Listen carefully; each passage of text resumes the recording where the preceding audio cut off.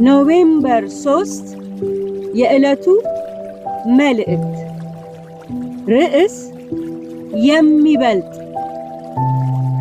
ከእርሱም ይልቅ እጅግ የጸና የትንቢት ቃል አለ።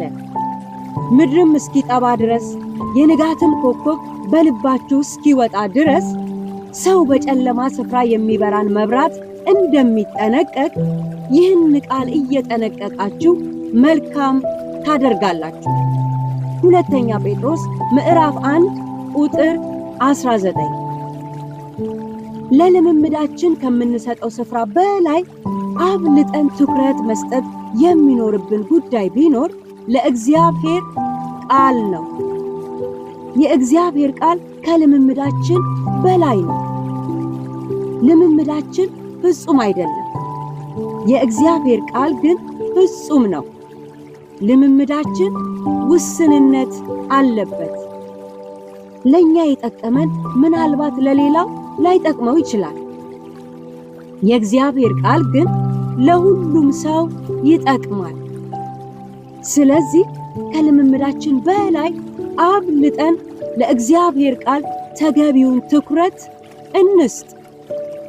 ሐዋርያው ጴጥሮስ ከላይ የሰፈረውን ቃል የተናገረው ጌታችን ኢየሱስ ክርስቶስ በመገለጥ ተራራ ላይ በሦስቱ ሐዋርያት ፊት ክብሩን የገለጠበት፣ አብ የመሰከረበት እንዲሁም ሙሴና ኤልያስ የተገለጡበትን ክስተት በማሰብ ነው።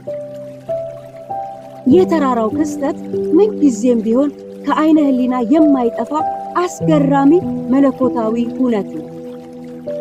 ጴጥሮስ ይህንን የመሰለ ታላላቅ ልምምድ ቢኖረውም እንኳ ነገር ግን ይህንን ልምምድ የተለማመዱት ሐዋርያት ከ3 ስለማይበልጡ ይህንን ልምምድ አድንቁልን በማለት አልጻፈም።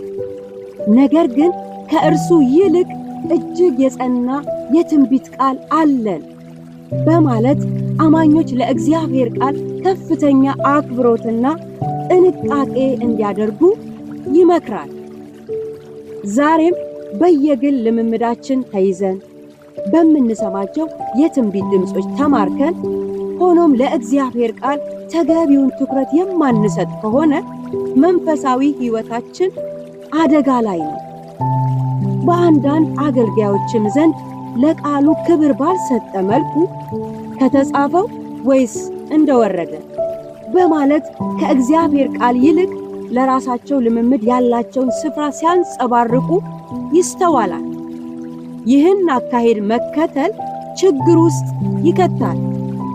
ምክንያቱም የየትኛውም አገልጋይ ልምምድ የመጨረሻው ባለስልጣን አይደለምና። አገልጋይ ለቃሉ ይገዛል እንጂ በጌታ ቃል ላይ ባለስልጣን አይደለም። የእግዚአብሔር ቃል ግን ባለስልጣን ነው። ስለዚህ ከልምምዳችን አብልጠን ለእግዚአብሔር ቃል ተገቢውን ትኩረት እንስጥ። ትኩረት መስጠታችንም በተግባር ይታይ። ሁሉን የሚበልጥ